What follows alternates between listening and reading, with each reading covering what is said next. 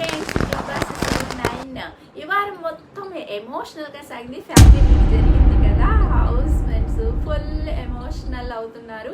ఇక వీకెండ్లో ప్రతి ఒక్క హౌస్ మేట్ ఫ్యామిలీ మెంబర్ ఒకళ్ళు, ఫ్రెండ్ ఒకళ్ళు స్టేజ్ మీదకి వస్తున్నారు.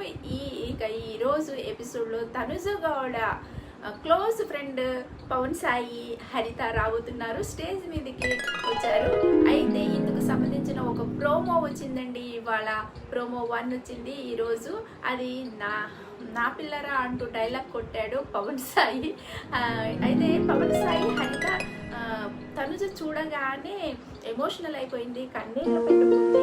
దాంతో తనుజ ఏడవడం స్టార్ట్ చేసింది. అయితే అమ్మని చూడగానే ఏడుపు వస్తుందా, కన్నీళ్ళు వస్తున్నాయా అని నాగార్జున అన్నారు. ఏడవని అన్నావు కదా, ఎందుకు ఏడుస్తున్నావు అని నాగార్జున అన్నారు. హరితని చూసి కన్నీళ్ళు పెట్టుకుంది తనుజ. నిన్ను చూస్తే చాలా గర్వంగా ఉంది అంటూ హరిత కూడా భావోద్వేగానికి గురైంది. ఆమె కూడా కన్నీళ్ళు వచ్చాయి. ఇందులో నా లేడీస్ కష్టపడి విజిల్ వేయడం నేర్చుకుందా అంటున్నాడు పవన్ సాయి. పవన్ సాయి అలా మాట్లాడుతుంటే ఇక కళ్యాణ్ అలా చూస్తున్నాడు. బాగా ఒక ఫోటో తీయమంటే ఒక ఫోటో తీస్తాడు. అందులో అర్జున్ రెడ్డి ఫోటో వస్తుంది. అయితే అందులో ఫేమస్ డైలాగ్ చెప్పమని నాగార్జున అంటారు.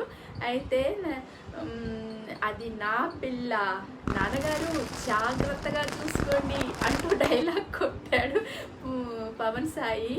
ఆ డైలాగ్ కొట్టి అందరికి షాక్ ఇచ్చాడండి. ఇక ఈ మాట వినగానే తనుజ సిగ్గుపడిపోయింది. కళ్యాణ్ అయితే అలా చూస్తూ ఉన్నాడు. ఇక అందరూ చాలా చాలా హ్యాపీగా ఉన్నారు. ముఖ్యంగా మిస్టర్ పుట్టస్వామి నిన్ను కప్పుతో చూడాలని ఆయన చాలా వెయిట్ చేస్తున్నారు. తన బిడ్డని అలా చూడాలని ఎదురు చూస్తున్నారు అంటూ హరిత చెప్పింది.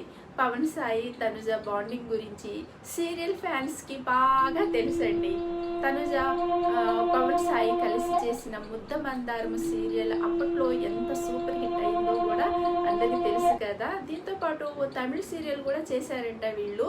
పవన్ సాయి తన లైఫ్లో ఒక ముఖ్యమైన వ్యక్తి అంటూ తనుజ చాలా సార్లు చెప్పింది. చాలా ఇంటర్వ్యూలో కూడా చెప్పుకుంటూ వచ్చింది.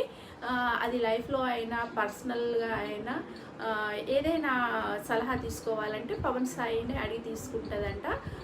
అయితే వీళ్ళ రిలేషన్షిప్ బయట బాగానే ఉంది, కానీ పవన్ సాయికి ఆల్రెడీ మ్యారేజ్ అయింది.